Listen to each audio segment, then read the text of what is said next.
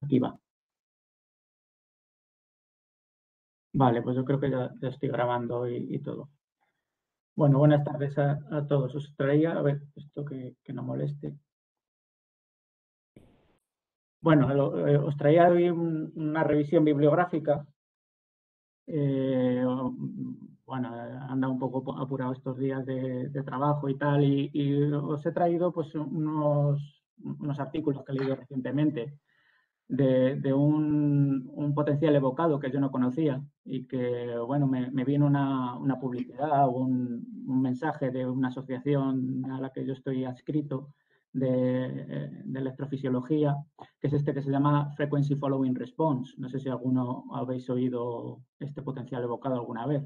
Yo no lo Ni idea. conocía. Bueno, me pareció interesante lo que proponía el potencial y quería mirar, y miré a ver si en esquizofrenia se había aplicado en algún momento.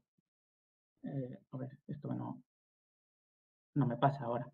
Y bueno, encontré que sí, que recientemente, en el 2021, parece que están los primeros trabajos empleando este potencial.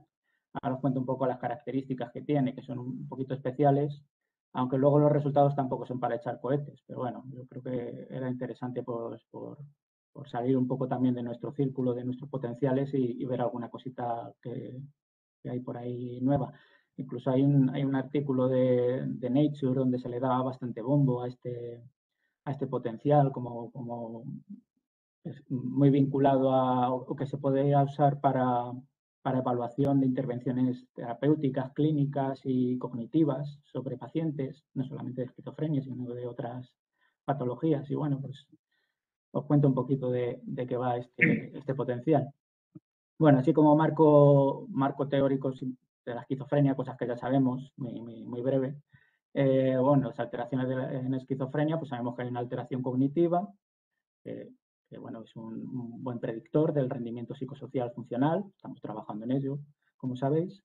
Eh, También de procesamiento de información auditiva, los potenciales evocados auditivos se ven alterados en varios tipos en esquizofrenia, no solamente en esquizofrenia crónica, sino también temprana y en pacientes o personas de alto riesgo para sufrir esquizofrenia. Esto me vuelve un poco loco, yo no sé qué le pasa a esto. Vale, y bueno, pues la alteración cognitiva y ese procesamiento defectuoso de la información pues pueden estar ligados o probablemente estén ligados.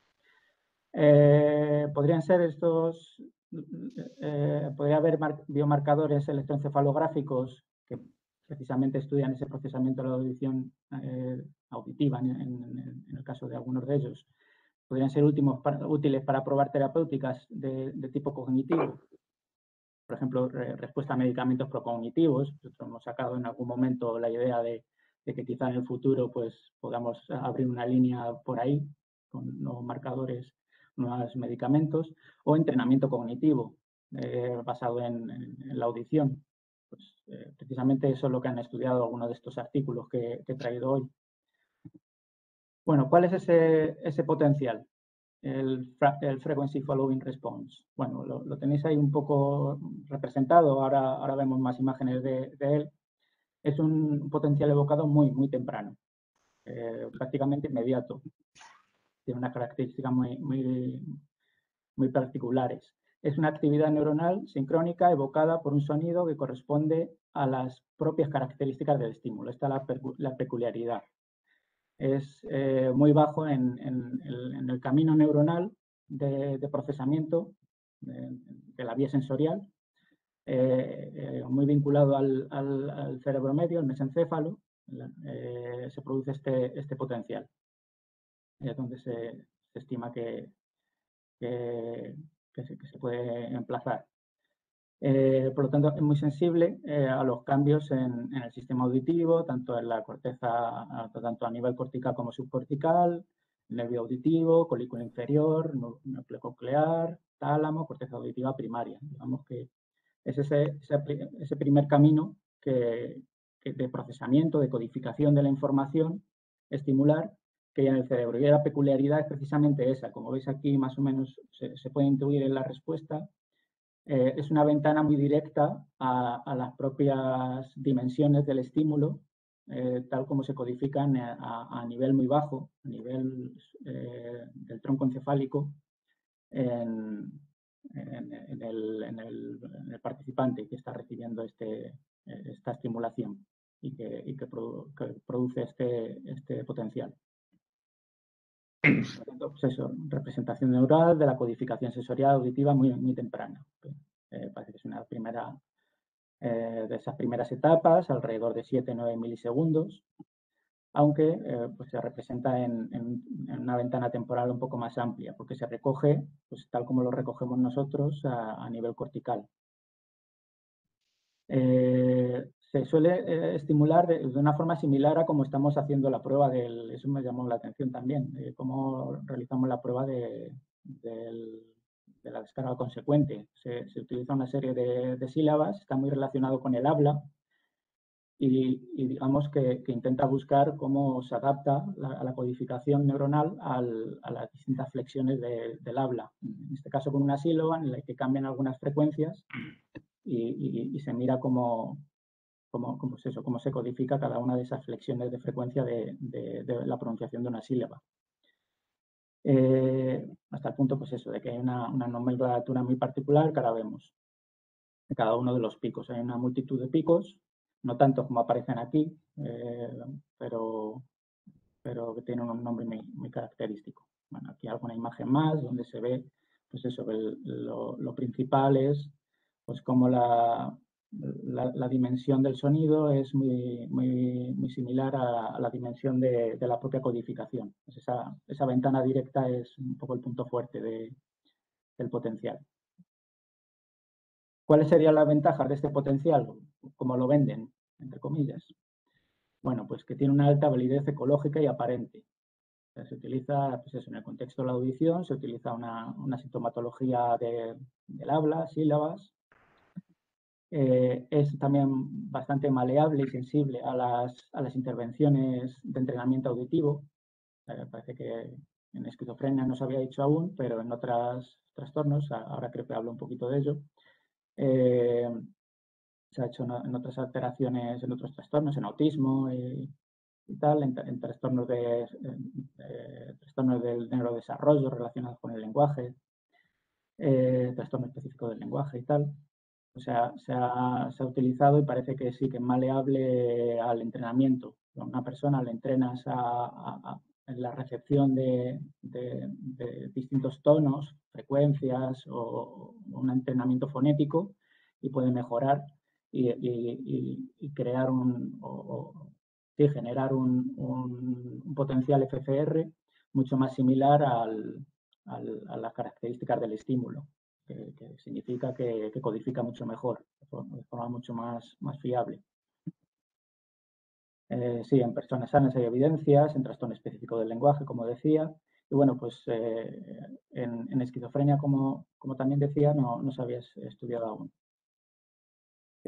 Frente a otros posibles biomarcadores sensibles a ese entrenamiento auditivo, otros potenciales que todos conocemos, o casi todos conocemos, el Examine Match Negativity, que ya hemos leído alguna vez, o la P300, en este caso hablan de la P3ASA, o ¿cómo se llama este? El Auditory Steady State. Es el Steady State, el Auditory Steady State, también. Bueno, pues parece que la ventaja de este potencial es que es en etapas muy tempranas, anteriores incluso, que estos biomarcadores, estos potenciales que son, aunque son muy tempranos, son un poquito posteriores. Parece que hay un procesamiento más cognitivo, no tan directamente ligado al tronco encefálico como este FFR.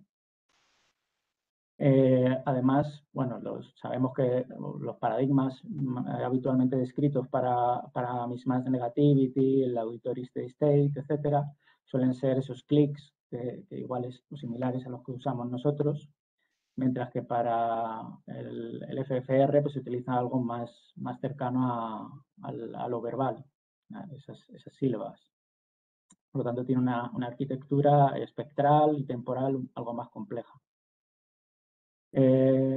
representa la propia codificación neural, como decía antes, ya lo he dicho antes, de las propias propiedades acústicas del estímulo, esa relación directa con las propiedades estimulares.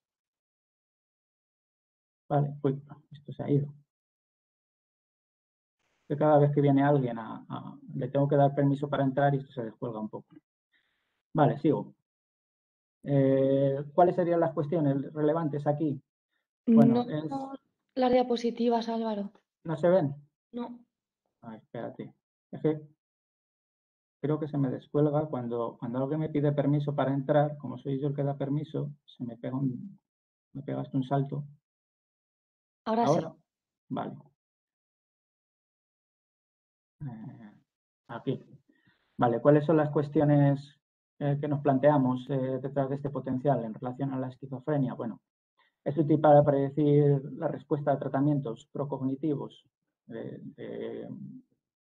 si mejora esa codificación temprana, muy temprana, al poder ver esa relación tan directa entre las propias características estimulares y la propia codificación a nivel muy bajo, a nivel neural muy bajo, bueno, pues podemos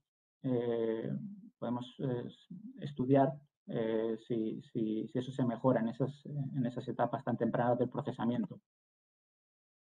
En especial, pues eso, en entrenamiento basados en sonidos complejos. Ahora os enseñaré las tareas de intervención que utilizan en uno de estos estudios. ¿Influiría en la maleabilidad o el cambio de la codificación neural a nivel del cerebro medio este potencial en esquizofrenia, en este caso? Bueno, pues para ello usan un tratamiento, una intervención cognitiva que se llama Target Cognitive Training, que está precisamente basado en eso, en sonidos complejos, en estimulación, entrenamiento para la identificación, ahora hablo un poquito más de ello, de sonidos, de sílabas, utiliza también memoria auditiva, etc. ¿Mejoraría este tratamiento ese procesamiento temprano? Eso es lo que van a estudiar a continuación.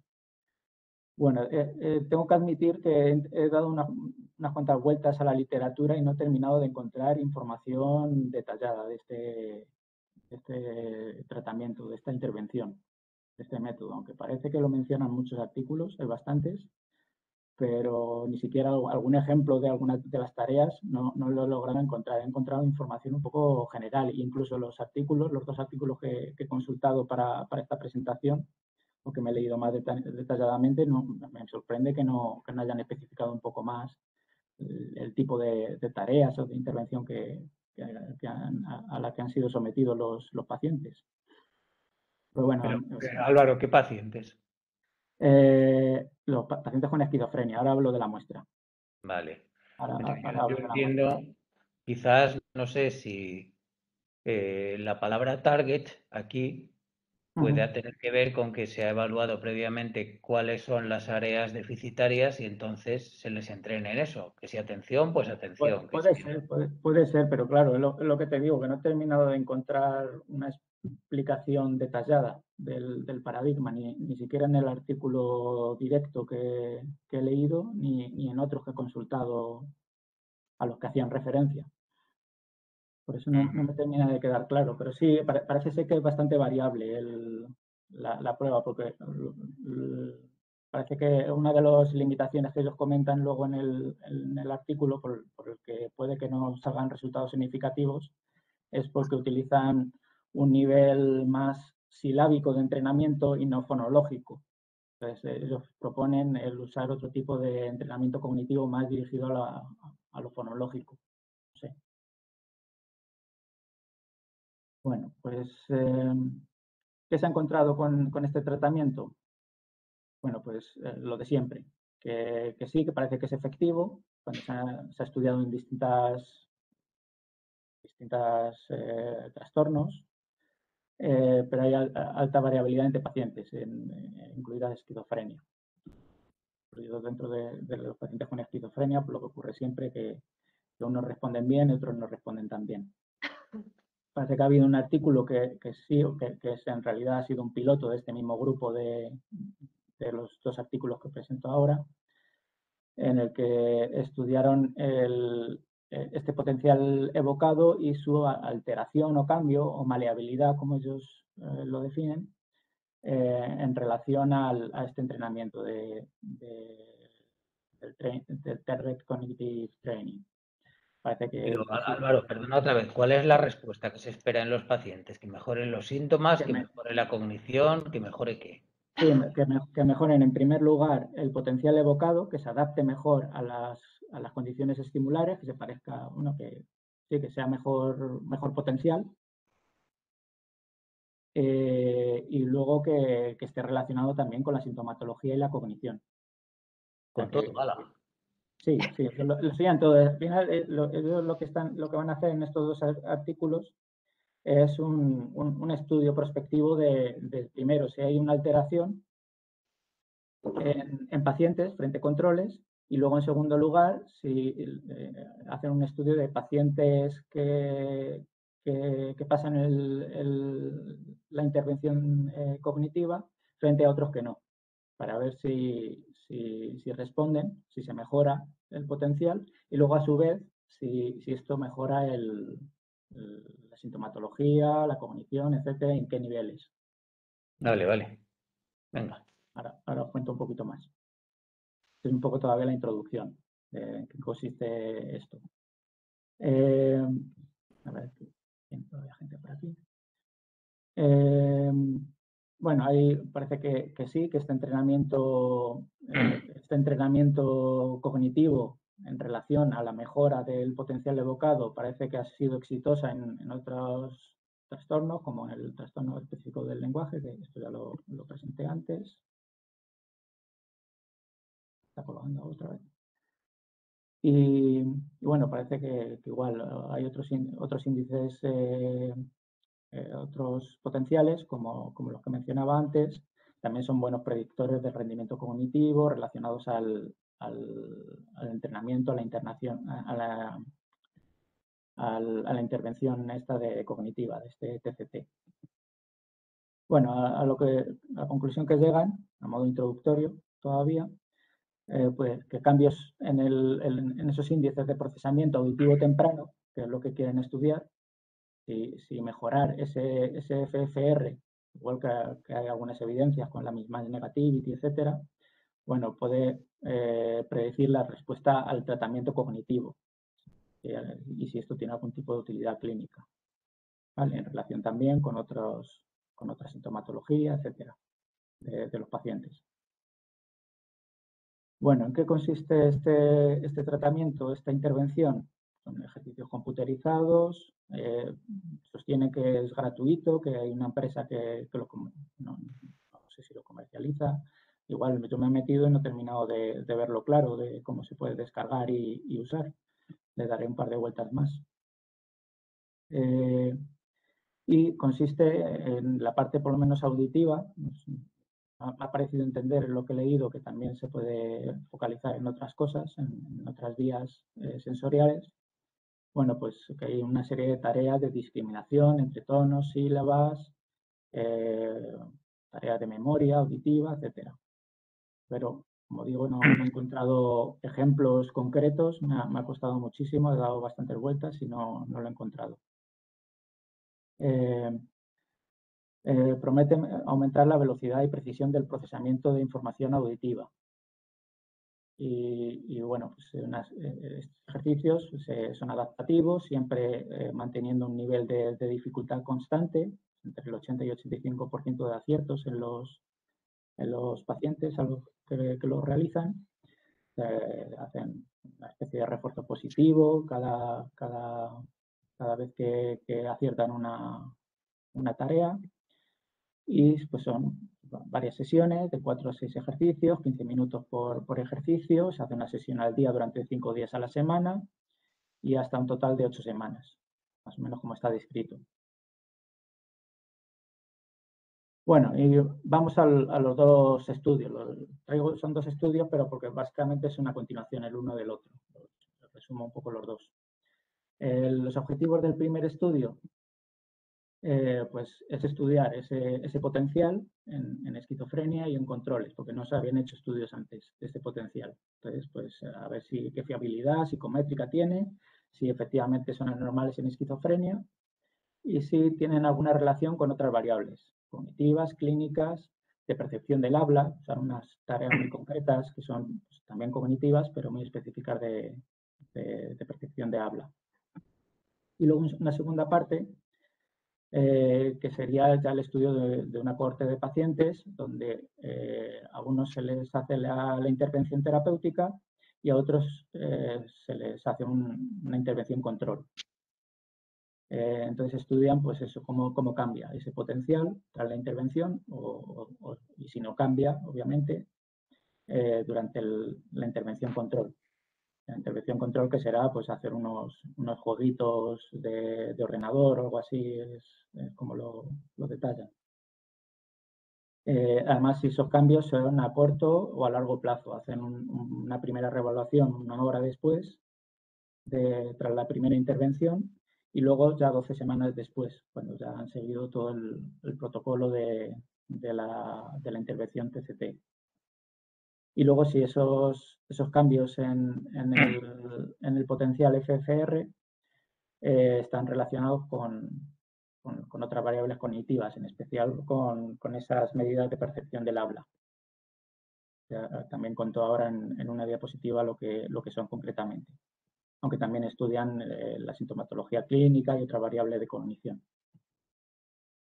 Para entender mejor un poquito ese potencial, pues la metodología, bueno, además de las características de la muestra de los dos estudios, ahí tenéis 40 pacientes con esquizofrenia o diagnóstico esquizoafectivo también, en el primer estudio, 40 controles, y en el segundo pues, aumentan la muestra un poquito, una muestra que es parcialmente la anterior. Características de esos pacientes, pues refractarios a tratamiento, clínica estable, diagnóstico STID y exclusión, pues en cuanto al idioma y la alteración auditiva, que no presenten diferencias ni alteraciones. Oye, pero esto de ser refractarios al tratamiento, ¿por qué así para empezar? No lo sé. Porque No lo es que sé. es una cosa rara. Sí, sí. Ellos lo definen así.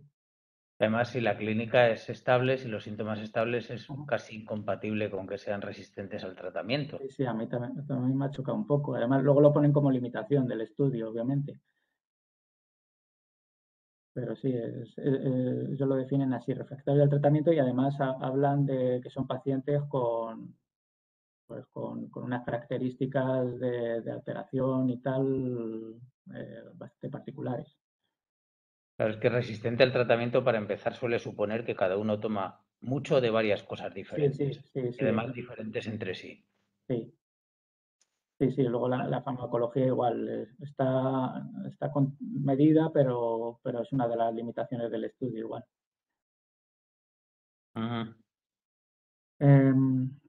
Igual, sí, al final lo comento en la última diapositiva, que probablemente pues, también puede ser que sea inconclusivo el estudio por esa variable del tipo de paciente.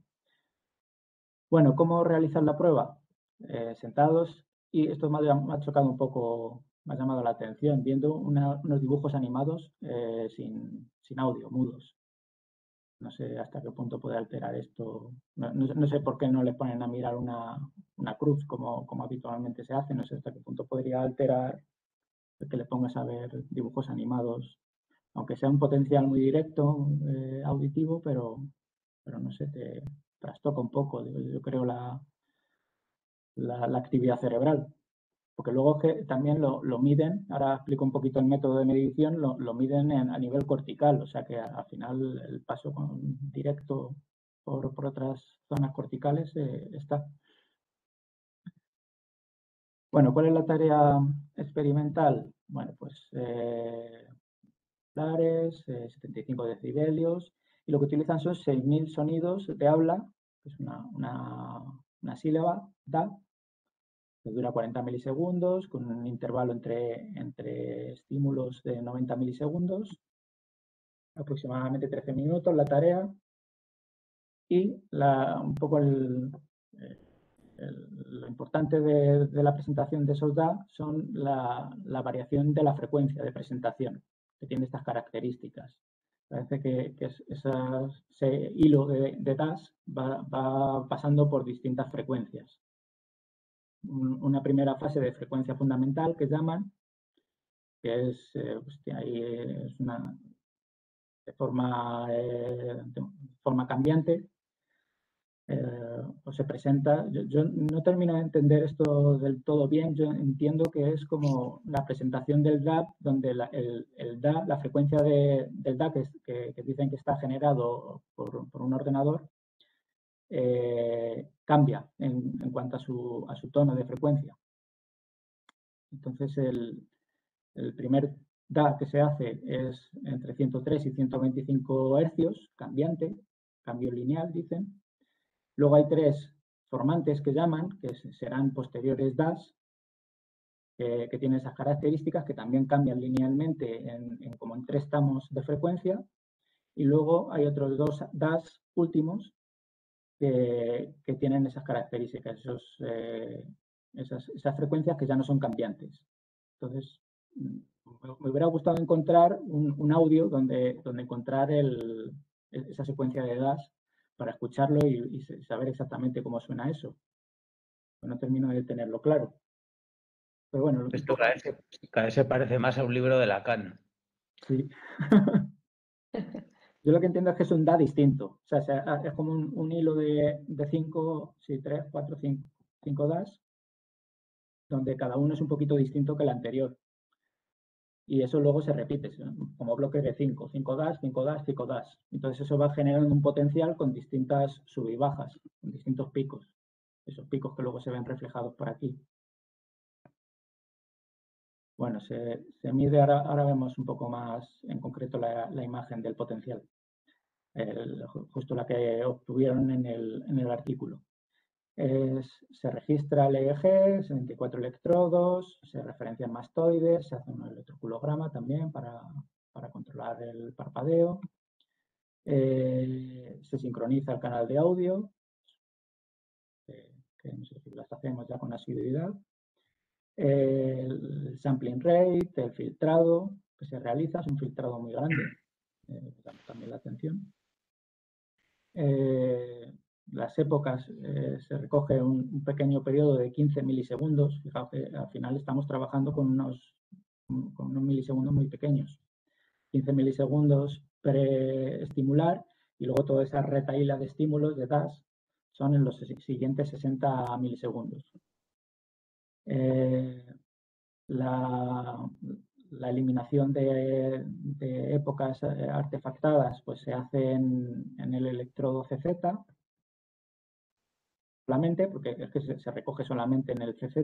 Yo tampoco he encontrado una explicación de por qué CZ y no en otros electrodos. Al ser algo auditivo, pues, a lo mejor debería ser más fuerte la señal en la corteza primaria auditiva, en zona temporal.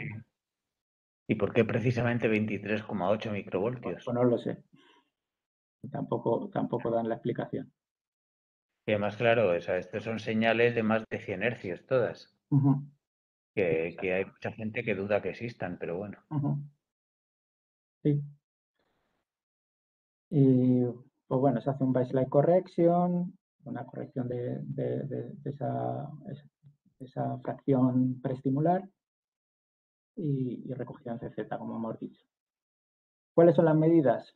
¿Cómo se mide ese potencial? Pues las amplitudes y latencias de cada pico. Aquí ya muestro un poco, esta es la imagen, la misma imagen que ellos muestran en el artículo, la que ellos obtienen. O sea, yo infiero que estos picos son los consecuentes de cada uno de esos DATs con distintas características de frecuencia. Se supone que se están codificando a nivel de mesencefálico de una forma muy determinada y se ven reflejados luego en el electrodo CZ. Cortical, claro. Claro, se recoge a nivel cortical, pero las características son las propias, supuestamente, de la codificación a nivel de tronco encefálico. Sí, no sé no sé, debería haber algún tipo de modificación, pero bueno, luego se supone que si superpones las características del estímulo con las características del propio potencial, encajan perfectamente las flexiones, los picos. Entonces eso como que demuestra que es la adaptación, la codificación inmediata del potencial a nivel, o sea, del estímulo a nivel de tronco encefálico. Bueno, esta sería más o menos la definición de cada uno de los picos. Tienen esa denominación muy concreta. Y hay un periodo preestimular y un periodo posestimular que nosotros estudiamos muy parecido en nuestra P300. Luego estudiamos la modulación. Ellos también estudian el cambio. Lo que pasa es que ellos estudian aquí las siguientes medidas, el signal to noise ratio, que son la medida post entre la medida pre. O sea, consideran ruido la medida pre. En definitiva, hay 4 medidas. Dos medidas de amplitud, que es esta media cuadrática, que llaman RMS, root mean square, preestimular y posestimular. Y luego la relación entre la post y la pre, que sería el signal y el noise. Signal to noise ratio. Luego hacen también una transformada a decibelios, que también lo estudian. Esto en cuanto al potencial. Otras pruebas que usan en el estudio, esta percepción de habla en ruido, que es una medida cognitiva muy concreta, que es de percepción del habla de dos formas distintas. Una tarea que se llama palabras en ruido, que se llaman WIN, luego más adelante la llamo directamente WIN, que sería reconocer palabras simples en un fondo de conversación. En el fondo de conversación es pues, mucha gente hablando. Pues, la tarea consiste en reconocer pues, palabras clave durante ese ruido de fondo. Estas son las características de número de palabras y bloques. Tiene una dificultad creciente donde el ruido, los decibelios de las palabras son cada vez más fáciles, al principio son más fáciles de distinguir del resto de la conversación y según aumenta la dificultad son más difíciles de distinguir medido en decibelios. Y luego pues hacen una conversión también, esto no terminé de mirar en detalle el por qué, pero pues sí hacen una especie de conversión a decibelios. Hacen otra tarea que se llama SIN, que en este caso es de Speech in Noise. En este caso consiste en recordar 5 palabras clave, parece que tiene un componente más de recuerdo, de memoria verbal, o memoria auditiva, igual, en un fondo de conversación. 30 palabras, frases, igual dificultad creciente y igual hay una especie de conversión que no sé muy bien por qué la hacen. Vale. Eso en cuanto a esa tarea, que es, digamos, como la tarea clave para comparar las dificultades de procesamiento a nivel primario de lo auditivo con respecto a las habilidades de reconocimiento de palabras. Y luego utilizan también pues, otras medidas de evaluación de la cognición. Utilizan este test, que no lo conocía, Wide Range Achievement Test, que es un test de evaluación de la lectoescritura, de aritmética. Y utilizan la Matrix, que esta sí la conocemos todos. La VAX, que es la que usamos nosotros, es una versión breve de la Matrix. Y luego, pues, las APS y las ANS para la sintomatología clínica. La intervención TCT, ¿en qué consiste? Bueno, la intervención en general lo hacen solo para el segundo estudio, el primer estudio solamente para ver si hay alteraciones en el potencial, el segundo estudio es el que introduce la intervención 30 pacientes irán a este tratamiento y 22 pacientes irán al tratamiento habitual, que sería el juego de ordenador, que lo pongo por aquí más abajo, el TAU, que significa Treatment as Usual. Asignación aleatoria a cada grupo, ciegos para el tratamiento, etcétera, el equipo de trabajo. Y bueno, y hacen tres mediciones de las características del potencial. Una primera evaluación basal, junto a la evaluación clínica y cognición. Una hora después, tras el primer entrenamiento, el primer bloque de entrenamiento de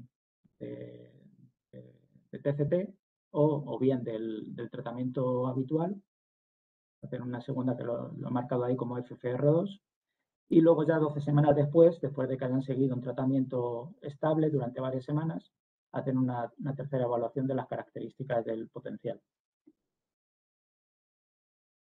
No especifica muy bien en el propio estudio las sesiones que hacen por semana o también he leído en varios estudios que se les compensa económicamente, que siempre me sorprende mucho esto de pagar a los pacientes para hacerlo, pero aquí no especifica muy bien las características del tratamiento completo de 12 semanas. Yo infiero que será algo parecido a lo que presentaba antes, que lo saqué de otro artículo que consulté.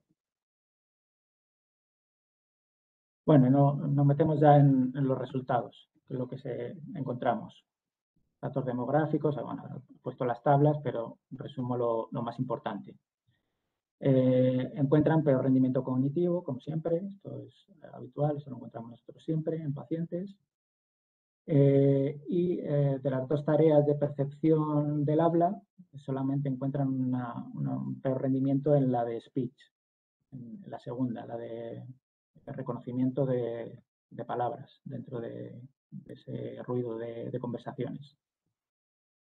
Sin embargo, no en la otra. Y luego, pues, también hacen un test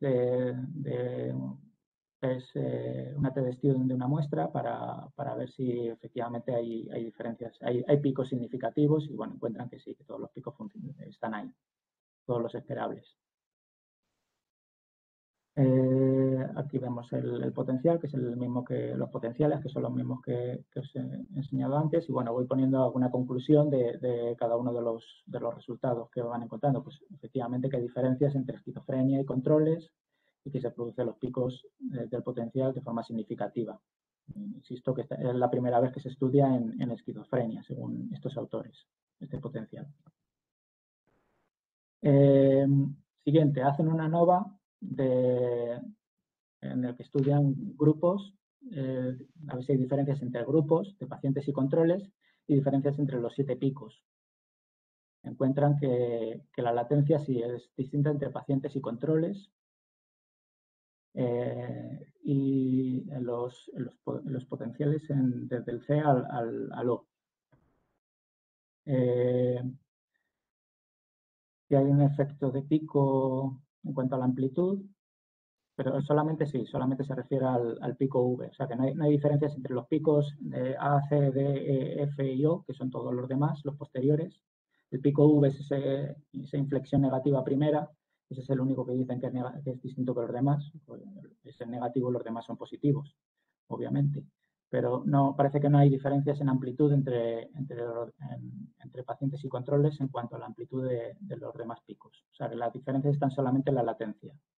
Y no hay tampoco efecto de grupo ni de grupo por pico en cuanto a la amplitud, supongo que se refiere.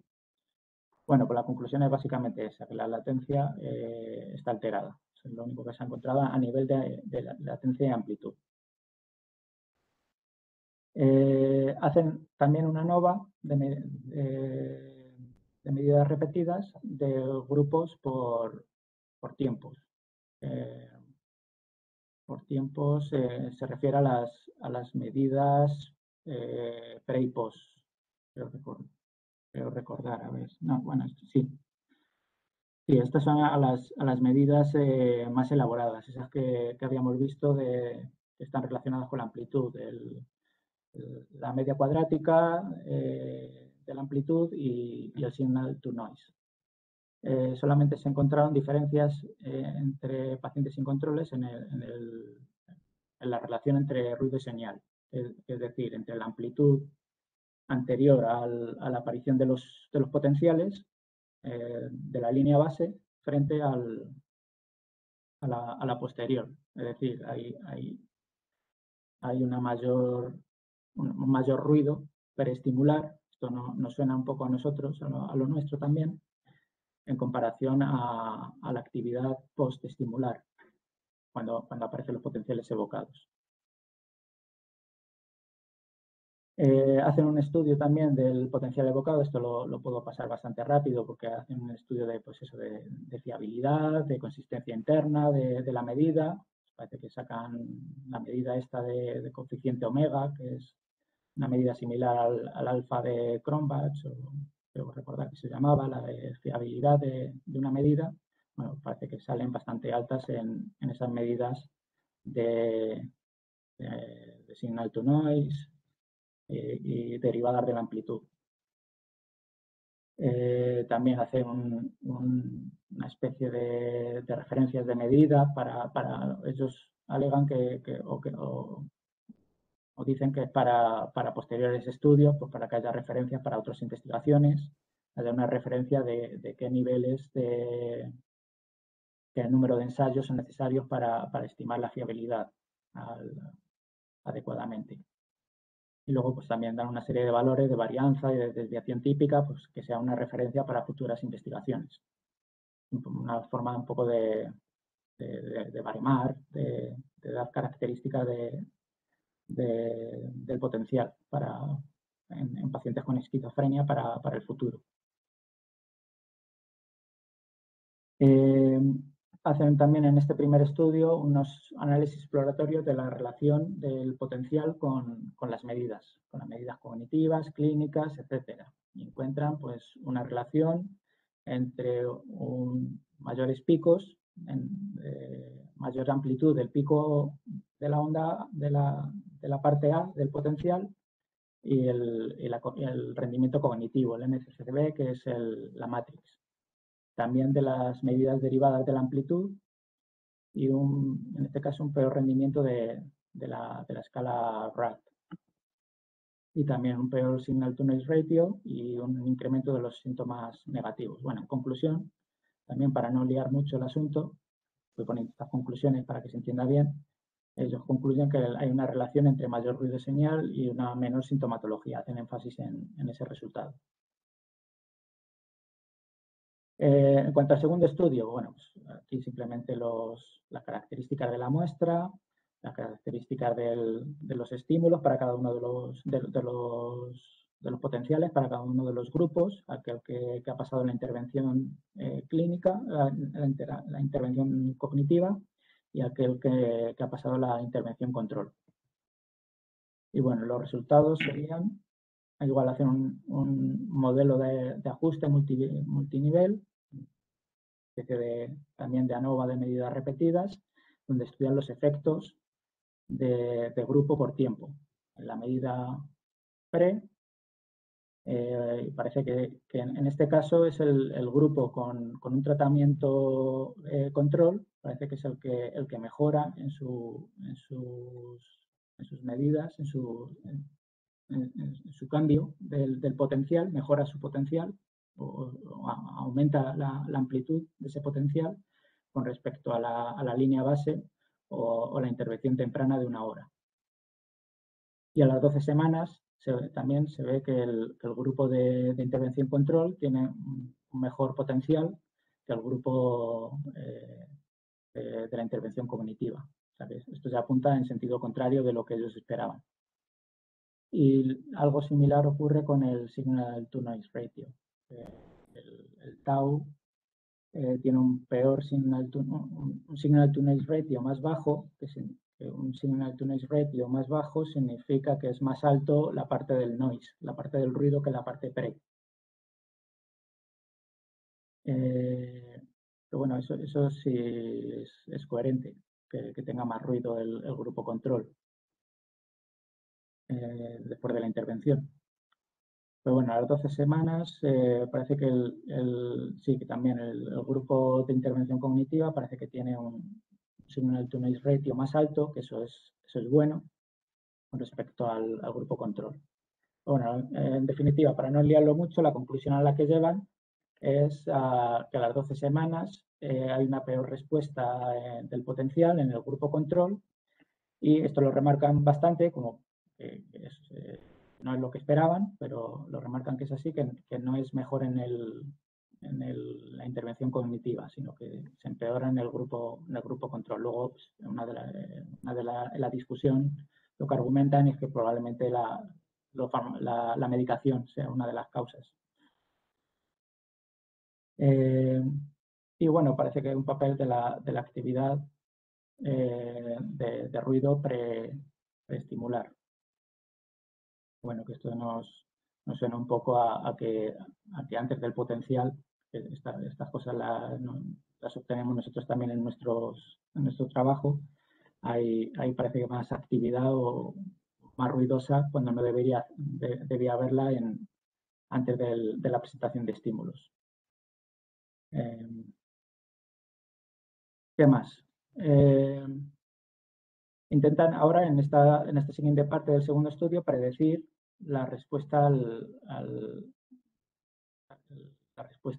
si la intervención predice los cambios de respuesta en el potencial. Igual, pues, y lo tengo así como un poco en clave, que hay una relación entre la amplitud de respuesta del potencial y la mejor rendimiento en la tarea de palabras, que se puede ver aquí en la imagen.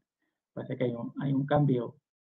El eje X es el rendimiento en la tarea de palabras, y el eje Y es la respuesta de amplitud del potencial. Parece que aumenta aquellos sujetos que tienen un mejor rendimiento en las palabras, aumentan también o tienen una mayor respuesta de amplitud en el potencial, mientras que con eso en el grupo de estimulación cognitiva, mientras que en el grupo control parece que va al revés.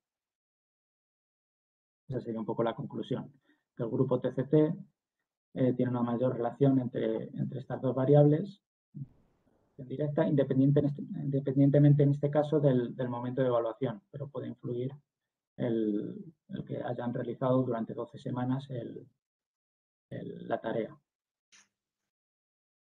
Y igual con la otra tarea de percepción del habla, parece que hay una relación negativa en este caso entre lo preestimular y el signal to noise ratio positiva. Mayor signal to noise ratio es negativo.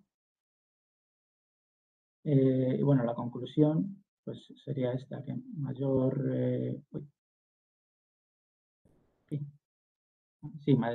actividad pre y peor signal to noise ratio relacionado con un peor rendimiento en la tarea del speech, independientemente también de momento y grupo. Parece que una de las cosas también a destacar es que no consiguen relacionarlo con el momento de evaluación. O sea que eso también va en contra un poco de sus hipótesis. Y luego también hacen algunos exámenes exploratorios en cuanto a la relación con la medicación, con la edad, con la sintomatología.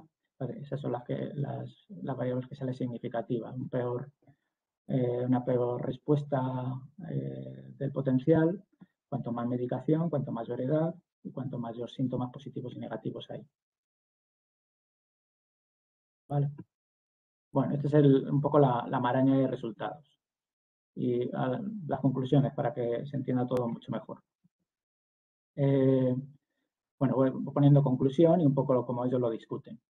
Que los pacientes con esquizofrenia presentan déficits en la respuesta FFR, un aumento de la latencia y una disminución de esa relación entre señal y ruido.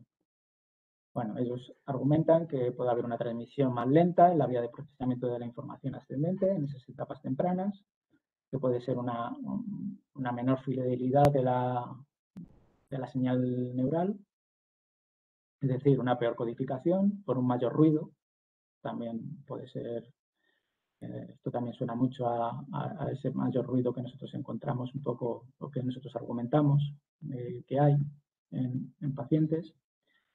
Probable mayor sensibilidad a la disfunción del cerebro medio, en cuanto a estas medidas que son más ecológicas y frente a otras que hacen clic de otros estudios, con la mismatch negativity y otros potenciales evocados, y que los déficits en este potencial son equiparables a los de otros trabajos, como esos de trastorno específico del lenguaje u otros que hay con autismo. Bueno, otra conclusión es que algunas medidas de este potencial muestran una fuerte consistencia interna psicométrica, o sea, lo validan de forma psicométrica. Altos valores de esa medida de fiabilidad y los valores de varianza y de desviación típica que ellos reportaban, pues parece que son sensibles en cuanto al noise ratio. Bueno, una tercera conclusión es que esa relación señal-ruido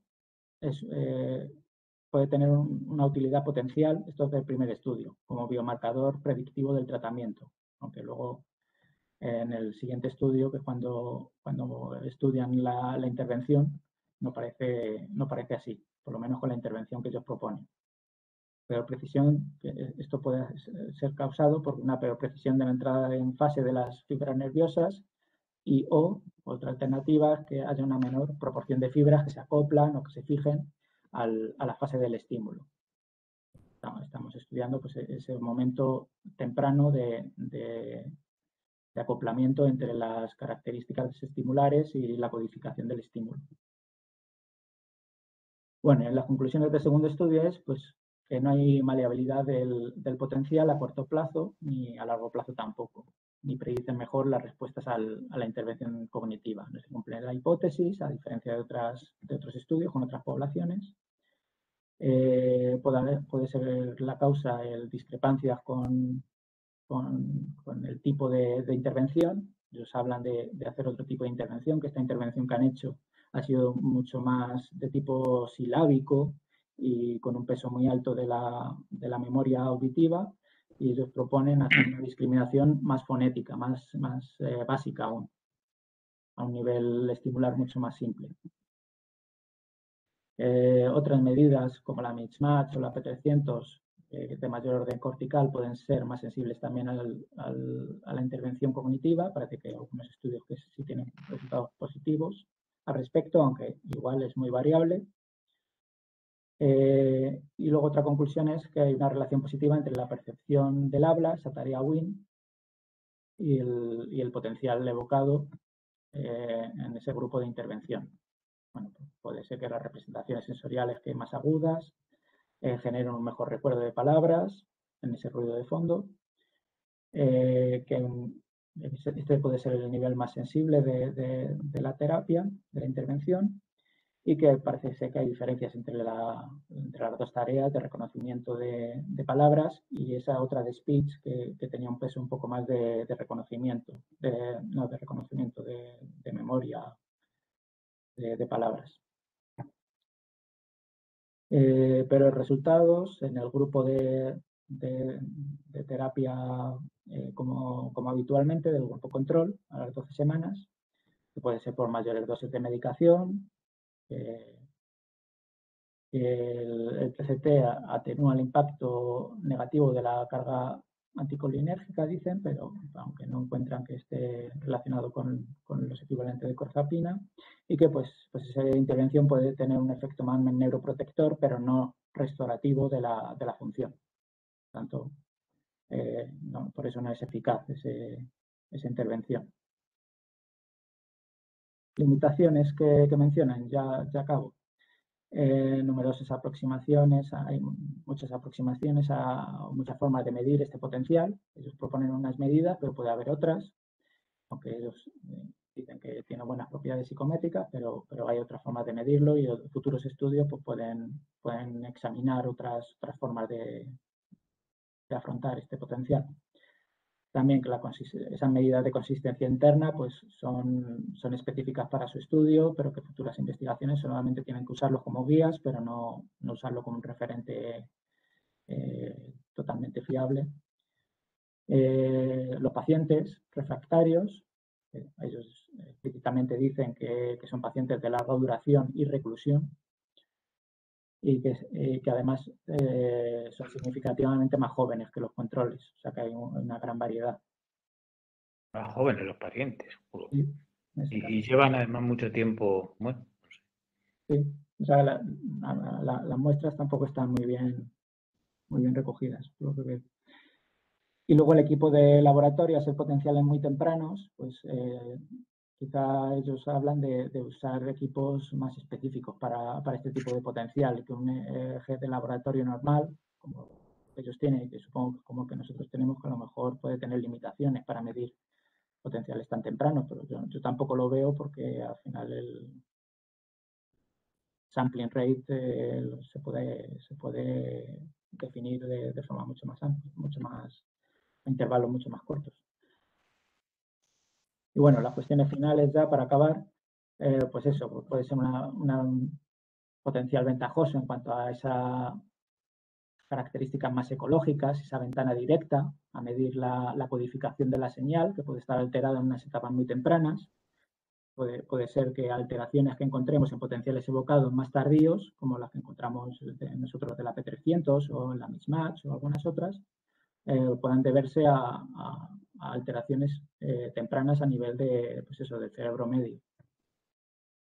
Que tal vez, tal como está configurada la tarea o el entrenamiento, no parece sensible a la intervención o el registro del potencial, que a lo mejor hay que explorar otras formas de recoger el potencial o de hacer la estimulación.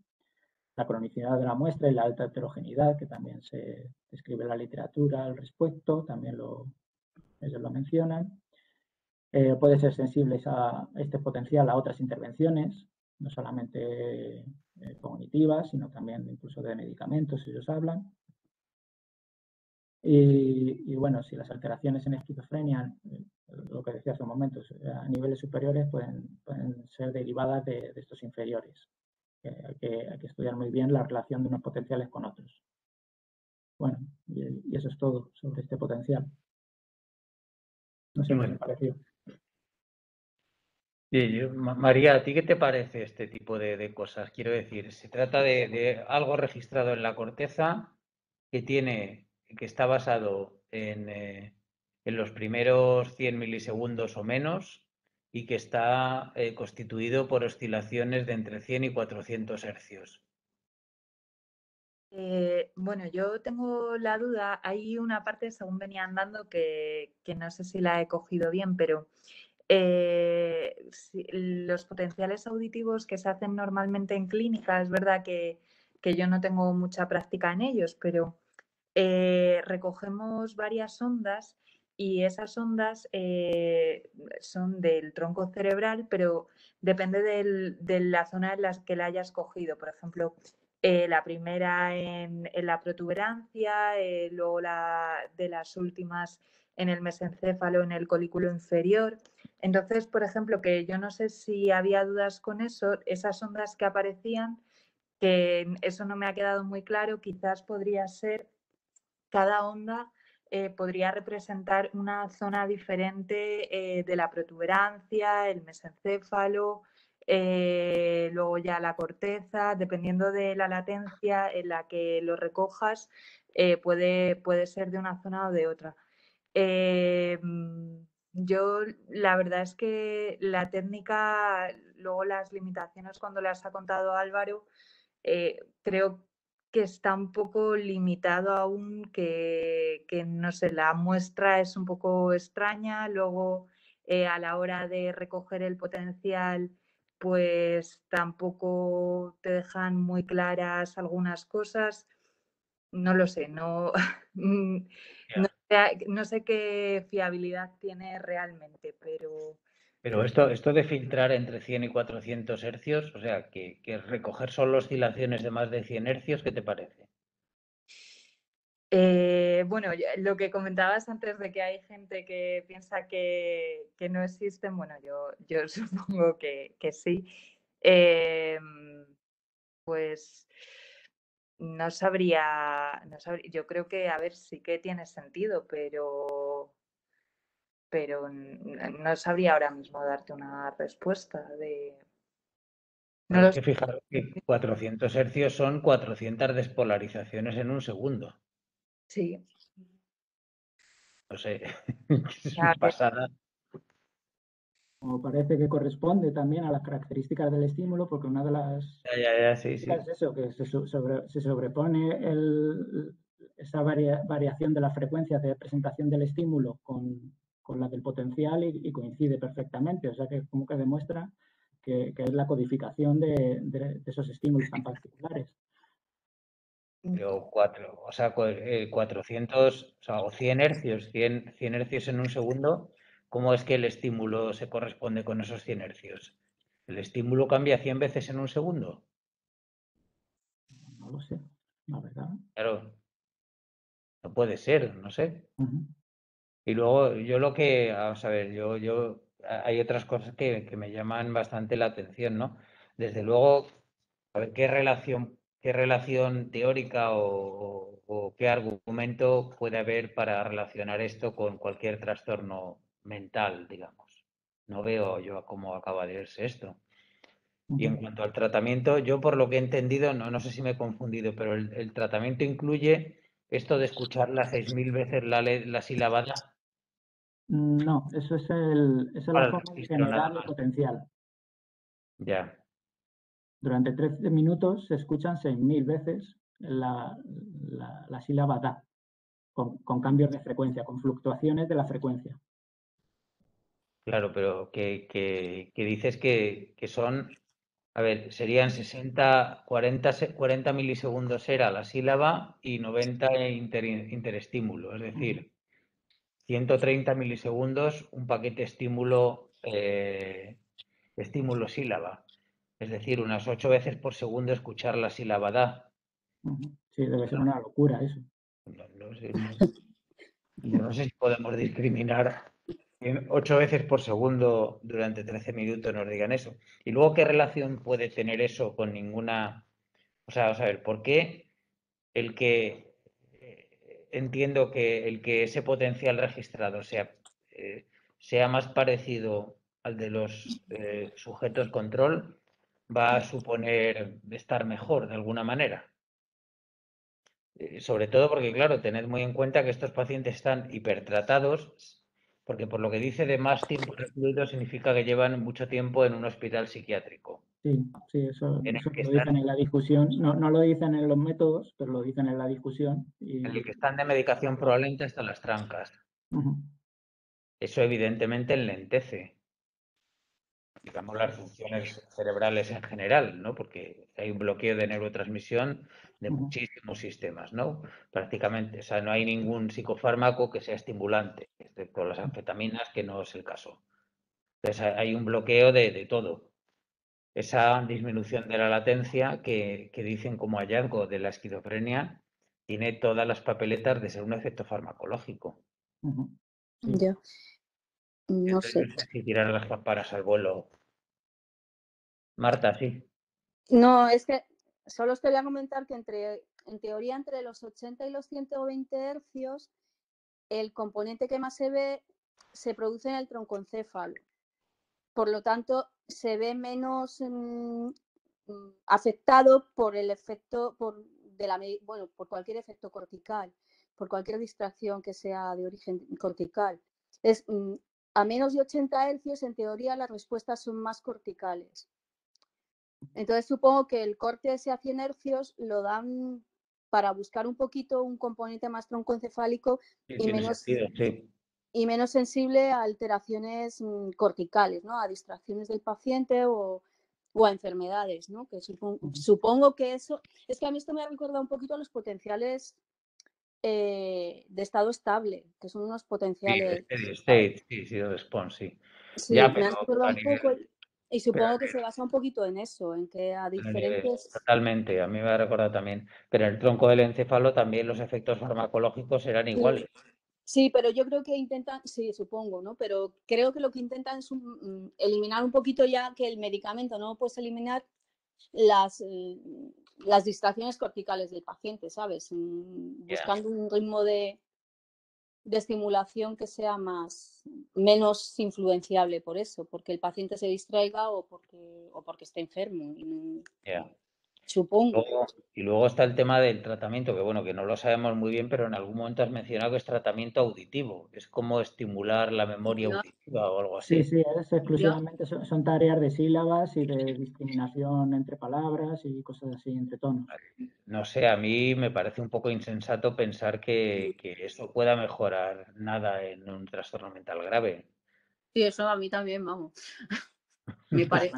A grandes rasgos complicado. Pero lo que ellos tratan es modificar, parece que es muy maleable ese potencial evocado, como que es muy directo y muy maleable. Entonces parten de ahí para estudiar ese primer proceso, ese primer paso de codificación neuronal, pero bueno, todo lo que venga después ya... Da la sensación que el razonamiento es, como en la esquizofrenia encontramos que esto está alterado, si modificamos el potencial curaremos la esquizofrenia. Sí, algo así. Sí, es que es como al revés. En vez de curar la esquizofrenia para mejorar el potencial, es al revés. Bueno, no sé. Igual tiene razón, no lo sé, pero no me lo parece. Ya.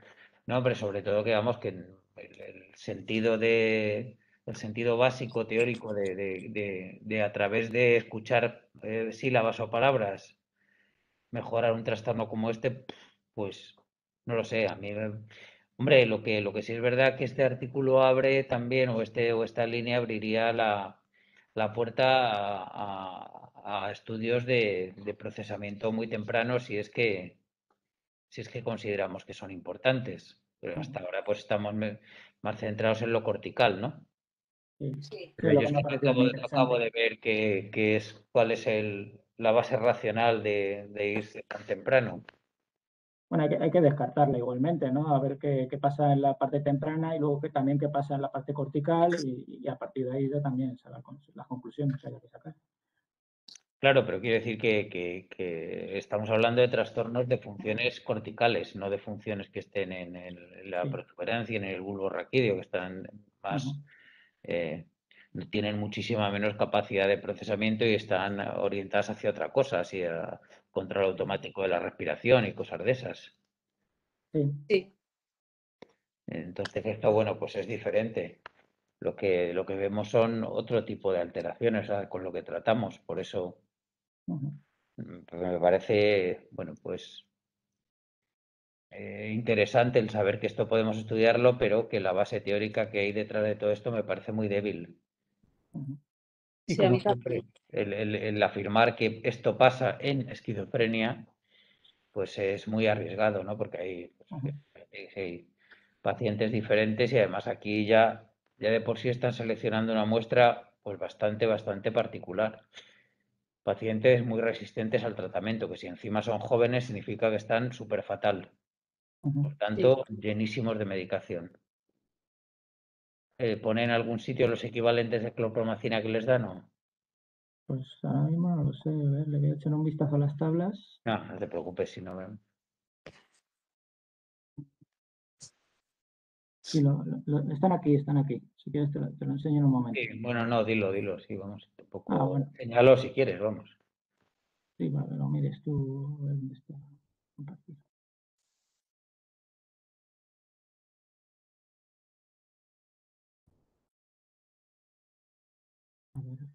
A ver, aquí. Sí. No sé si lo ves ahí bien. Aquí, Chromacine Equivalents. Estos son. Hombre, pues sí, tienen unas dosis bastante altísimas, sí. Esto sin contar otras cosas que seguro que están tomando también. O sea, esto es como el triple de lo habitual en los que estamos metiendo nosotros. Sí. Más o menos, 3, 4 veces, porque los del Treatment Target Cognitive Training Encima los pobres están tomando 1.300 y pico. Sí, esto va en la línea eso, de que es gente que lleva... A ver, bájate un poco a lo de las ANS y las apps.